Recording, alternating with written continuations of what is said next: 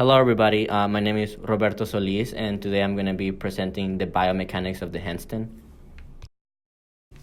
So the reason why I choose this movement is because I've always been very interested and look up to gymnastics and gymnasts and the body control that they have as a result of the body tension they are able to create with a lot of flexibility, mobility, strength, and balancing training.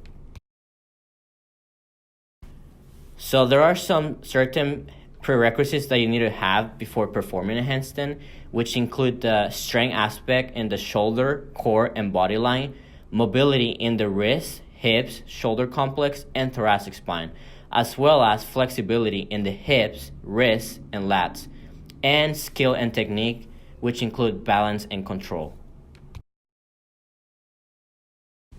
This is an example of a strategy that the UK Olympic team uses for teaching the handstand.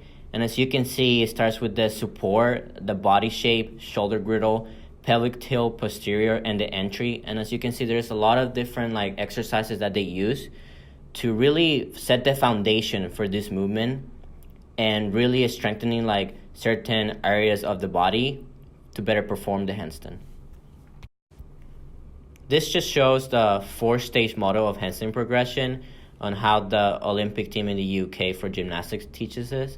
So it starts with the launch and the kip up entry position, and it goes with the body line, which is the actual handstand, and there is balancing strategies, and as well as the physical preparation, which includes the body tension, flexibility, shoulder griddle, and pelvic rotation.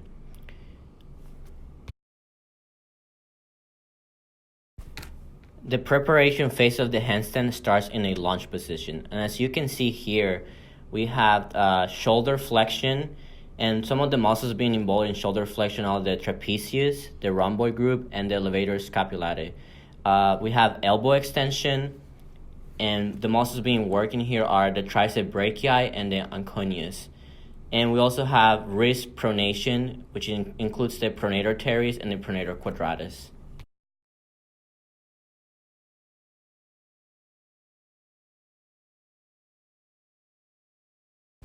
So the muscles being worked and movement analysis of the lower body in the start launch position are flexion of the dominant leg hip, which includes the iliacus and pous major, flexion of the knee, which includes the hamstring muscle group, dorsiflexion of the foot, which includes the tibialis interior, extensor digitorum longus, and the peroneus. We also have extension of the non-dominant leg hip, which includes the gluteus maximus and the hamstring muscle group, as well as extension of the knee, which includes the quadriceps muscles, and lastly, dorsiflexion of the non-dominant left foot, which includes the tibialis interior, extensor digitorum longus, and the peroneus.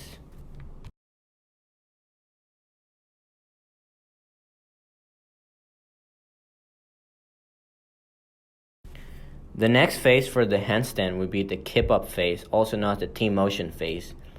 And the movement analysis and muscles being worked on the lower body are the following. We have flexion of the dominant leg hip, which includes the iliacus and pous major, flexion of the knee, which includes the hamstring muscle group, dorsiflexion of the foot, which includes the tibialis interior and the fibularis longus, as well as the non-dominant leg knee, which includes extension, and the muscles that are involved in this movement are the quadriceps muscles. And lastly, dorsiflexion of the non-dominant foot, which includes the tibialis interior and the fibularis longus.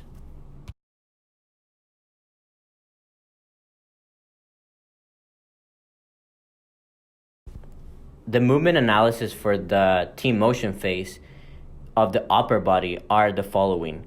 We have flexion of the shoulder, and the muscles being worked are the interior deltoid, pectoralis major, and the coracobrachialis.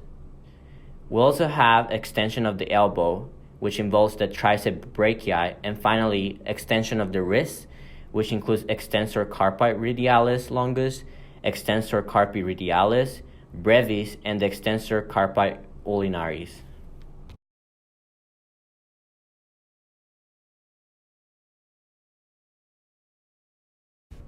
The next stage would be the hand-to-floor contact, and the movement analysis and muscles being worked and the lower body portion of the movement are the following.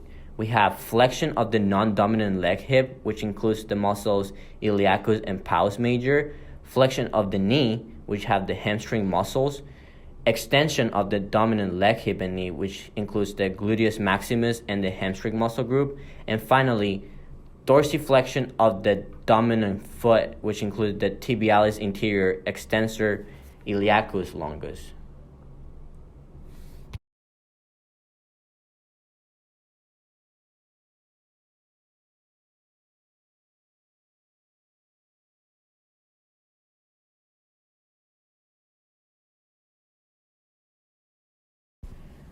Finally, we have the actual handstand position, and the movement analysis and muscles being worked in this portion of the movement are the following.